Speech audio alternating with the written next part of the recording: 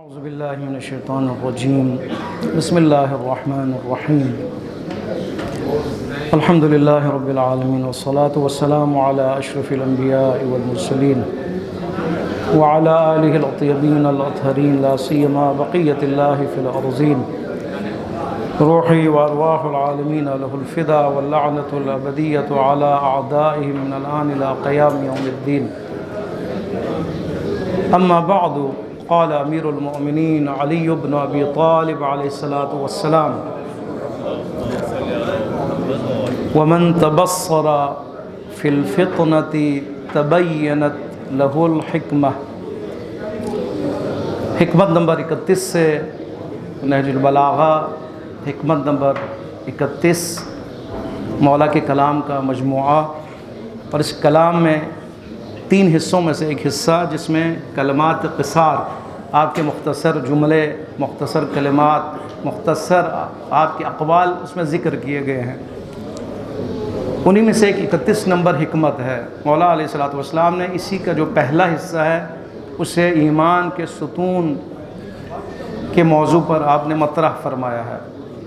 ایمان کے ستون، ایمان کے لیے جو پلرز ہیں، یعنی ستون سے مراد جس سے ایمان کی تشکیل ہوتی ہے، جس پر ایمان ڈیپینڈ کرتا ہے۔ آپ دیکھیں مسجد کے کتنے ستون ہیں، ستون کے لیے باقی بہت اہتمام کیا جاتا ہے، کیونکہ پورے بلڈنگ کا انحصار ان ستونوں کے اوپر ہے۔ بہترین سریا، بہترین سیمنٹ، بہترین ریت، بہترین بجری کا اہتمام ہوتا ہے، اس کا لحاظ کیا جاتا ہے تاکہ جس چیز پر بلڈنگ اور اس عمارت کا انحصار ہے اسے مضبوط سے مضبوط بنایا جائے۔ ایمان کے لیے بھی ستون کی ضرورت ہے۔ پہلا ستون کیا ایمان کے لیے؟ صبر، جس کے بارے میں گفتگو ہوئی، یعنی صبر کا ایمان کی مضبوطی میں ہاتھ ہے۔ صبر جتنا کمزور ہوگا ایمان کی عمارت اتنی ہی کمزور ہوگی۔ صبر جتنا بڑھے گا، صبر سے مراد یعنی ڈٹنا، صبر سے مراد ثابت قدمی، صبر سے مراد مضبوط رہنا، طوفانوں کے مقابلے میں ڈٹ جانا، اس کو کہتے ہیں صبر، صابر، یعنی یہ جس کے اندر یہ صفات موجود ہوں۔ دوسری صفت یا دوسرا ستون ایمان کے لیے دوسرا ستون بصیرت ہے۔ مولا کے فرمان کے مطابق بصیرت، اس لیے آپ نے فرمایا کہ ومن تبصر، جو بھی بصیرت اختیار کرے گا۔ ایک لفظ ہے فی الفطنہ، توئیں سے ہے، یعنی جو بھی بصیر بنے، بابصیرت بنے، اور یہ بصیرت گہرائی میں ہو، بصیرت کے عمق میں یہ انسان ہو، تو اس کے لیے حکمتیں واضح ہو جاتی ہے۔ حکمت سے مراد تشخیص دینا واضح ہو جاتا ہے، تشخیص دینا اس کے لیے آسان ہو جاتا ہے۔ اور یہ تشخیص آپ کو پتہ ہے بہت ہی مشکل کام ہے۔ ڈاکٹروں سے آپ پوچھیں، وہ ڈاکٹر کہ جو نبض دیکھ کے، شکل دیکھ کے، حالات دیکھ کے، شکل کی رنگت دیکھ کے، اس کا درد اور بخار دیکھ کے فوراً بتا دے کہ اس کو یہ بیماری ہے، اس کا مطلب یہ ڈاکٹر بہت ہی بابصیرت ہے، اپنے تجربات کی بنیاد پر، اپنے علم کی بنیاد پر۔ اور جو رپورٹیں دیکھ کر بھی جس کو پتہ نہ چلے، اس کا مطلب ہے کچھ کمی ہے، تجربے میں کمی ہے، یا اس بصیرت اور اس گہری نظر میں کمی ہے۔ یہ ہے ڈاکٹر جو بابصیر ہو۔ وہ مومن کو بھی بصیر بننا ہے، بصیرت اس کے اندر ہو۔ بصیرت ہوگی تو تشخیص دیں گے آپ، بصیرت ہوگی تو۔ جنگ جمل میں جنہوں نے امیر المومنین علیہ السلام کے مقابلے میں جنگ لڑی، کون تھے؟ بے بصیر تھے، تشخیص نہیں دے سکے کہ امیر المومنین حق پر ہیں یا دوسرے حق پر ہیں۔ اسی طرح باقی جنگوں میں بصیرت سے مراد یعنی گہری نظر، بصیرت سے مراد ایک بصارت ہے، ایک بصیرت ہے۔ بصارت یعنی یہ آپ کی آنکھیں جس چیز کو یہ آنکھیں دیکھتی ہیں وہ کیا ہے، یعنی یہ بصارت رکھتا ہے۔ خوب، اس میں تو سارے شریک ہیں، اتنا بڑا کمال تھوڑا ہے، خدا نے آنکھیں دی، خوب یہ دیکھتا ہے۔ لیکن جو اپنے دل سے دیکھے، جو اپنے گہرائی میں دیکھے، اس واقعے کے عمق تک پہنچ جائے، یعنی ظاہر کے علاوہ وہ باطن میں چلا جائے۔ مثلا یہ ایک مسجد ہے، مسجد ظاہر ہے، اس کی بلڈنگ اس کی ظاہر ہے، اس کے ڈیزائن اس کا ظاہر ہے۔ جو بھی دیکھتا ہے وہ دیکھتا ہے یہ ایسی مسجد ہے، اس کے لیے ڈیزائن یہ ہے، اور اس کے لیے اتنے ستون ہیں، اس کا نقشہ یہ ہے، اور بہت ہی خوبصورت بنا ہے، سارے اس کو دیکھ رہے ہوتے ہیں۔ یہ اس کی بصارت ہے اس مسجد کے بارے میں۔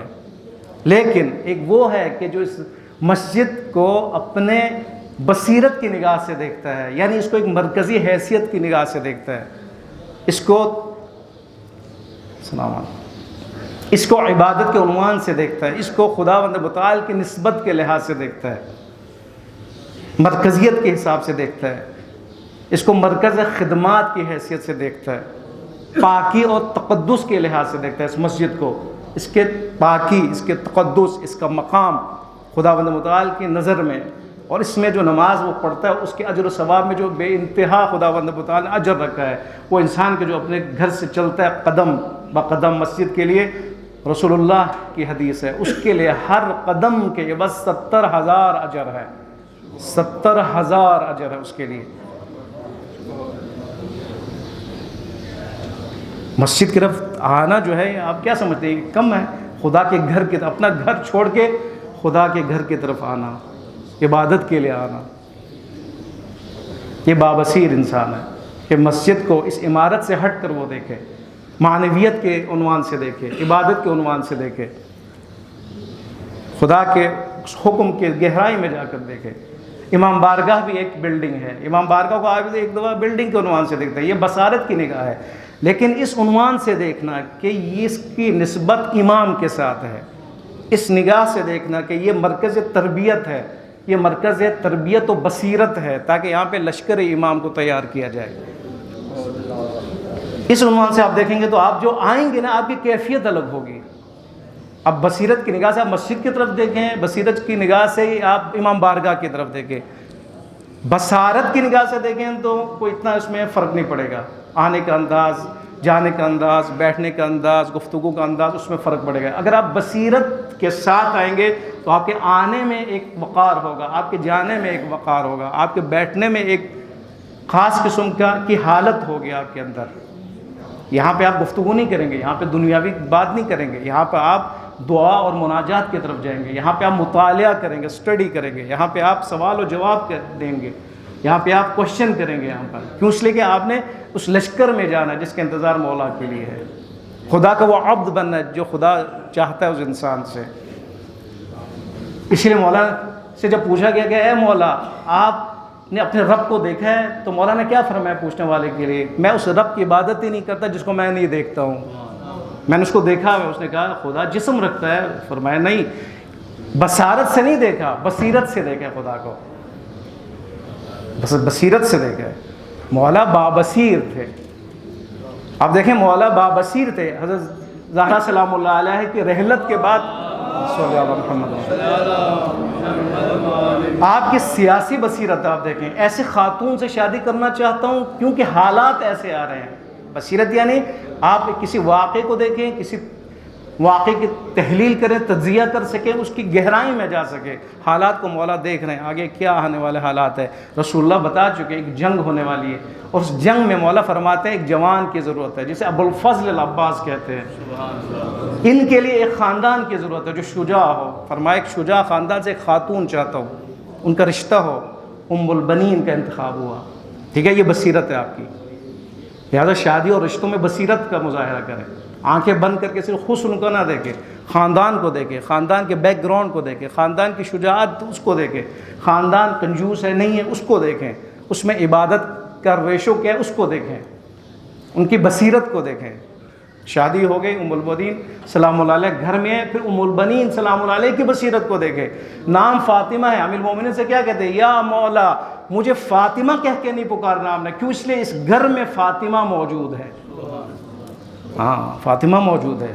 فرمایا ٹھیک ہے، آج کے بعد ام البنین کہہ کے پکاروں گا۔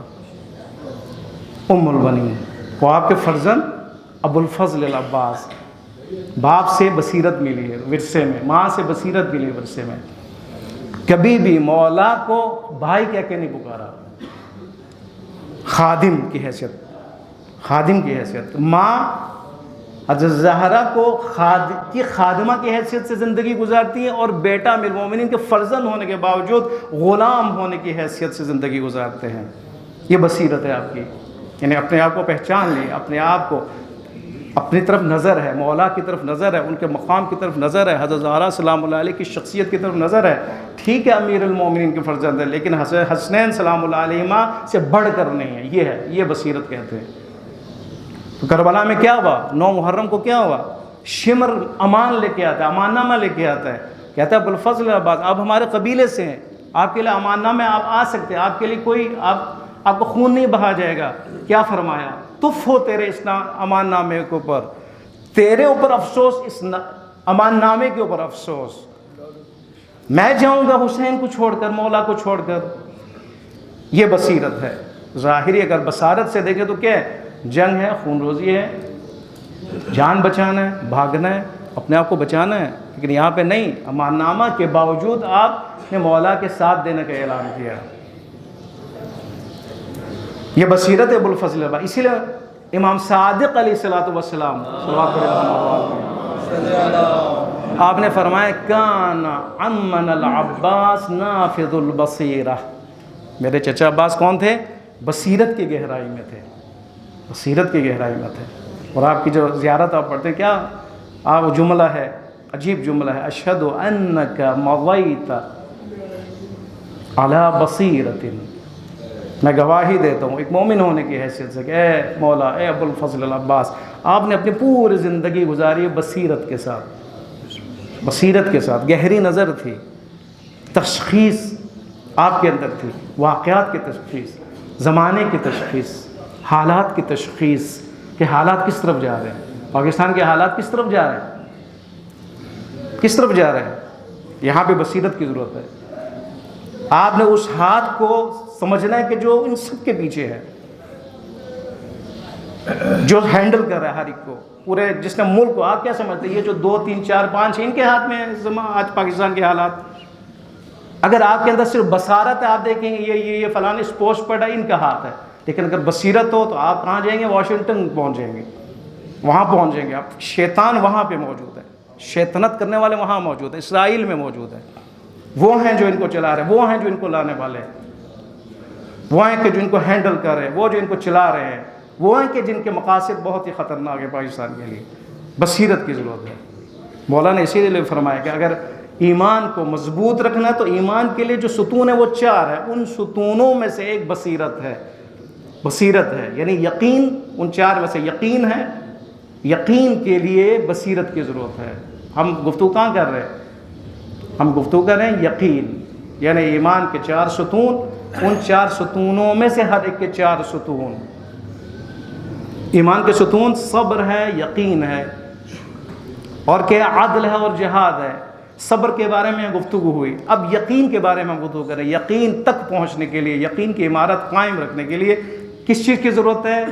بصیرت کی ضرورت ہے۔ یعنی بصیرت اگر آپ کے اندر ہو، تشخیص کی صلاحیت آپ کے اندر موجود ہو، واقعات کو تحلیل کرنے کی صلاحیت آپ کو موجود ہو، آپ پھر دشمن شناس بن جائے، دوست شناس بن جائے، تو کیا ہوتا ہے؟ آپ یقین تک پہنچتے ہیں۔ جب یقین تک پہنچتے ہیں تو ایمان آپ کو مضبوط ہو جاتا ہے۔ یہ مولا فرمانا چاہتا ہے جب انسان کا ایمان مضبوط ہو جائے تو یہ پھر اس لشکر میں شامل ہونے کے لیے تیار ہے، ایمان کے ساتھ اور انسان یقین کے ساتھ۔ ایمان اور یقین جو اس کے لیے ستون ہے، جب یہ ہو تو پھر انسان اپنے آپ کو فدا کرنے کے لیے تیار ہو جاتا ہے۔ اس لیے مولا کی ابوالفضل عباس کی بصیرت کیا ہے؟ بصیرت یہ کہ 3 بھائیوں کو آپ نے خود قربان کیا ہے کربلا میں۔ 4 بھائی تھے، 3 بھائیوں کو خود اپنے سے پہلے بھیجا ہے، یہ آپ کی بصیرت تھی۔ مولا کی بصیرت کیا ہے؟ نہر فرات پر جاتے ہیں، تشنا ہے، لیکن ہاتھ چلوں میں پانی لیتے ہیں، پیتے نہیں ہیں، اس لیے کہ بصیرت آپ کے جو اگر بصارت کا حامل ہو، صرف وہ کیا کرے گا؟ پیاسا ہے، پی لے گا، وہ پیاس بجھا لے گا وہ۔ لیکن مولا کی بصیرت نے کیا کیا؟ پانی گرا دیا اور کہا کہ میرا مولا تشنا ہے، میرا مولا تشنا ہے، ان سے پہلے میں پانی پیوں؟ یہ نہیں ہو سکتا۔ یہ اس کو کہتے ہیں تشخیص، عمل تشخیص۔ خدا بند متعال کے حضور میں دعا کرنے پر پروردگار عالم مولا کے ان فرمان کو پڑھنے اور سمجھنے کی ہمیں توفیق عطا فرما۔